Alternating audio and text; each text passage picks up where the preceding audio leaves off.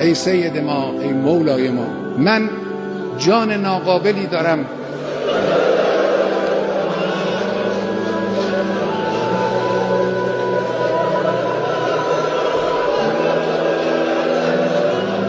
جسم ناقصی دارم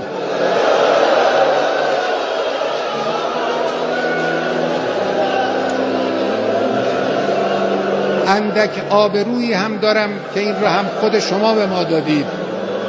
همه اینها رو من کف دست گرفتم، در راه این انقلاب و در راه اسلام فدا خواهم کرد.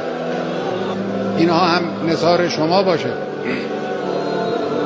سید ما، مولای ما، دعا کن برای ما. صاحب ما تویی، صاحب این کشور تویی، صاحب این انقلاب تویی. پشتیبان ما شما هستید. ما این راه رو ادامه خواهیم داد، با قدرت هم ادامه خواهیم داد. در این راه ما رو با دعای خود، با حمایت خود، با توجه خود پشتیبانی بفرما.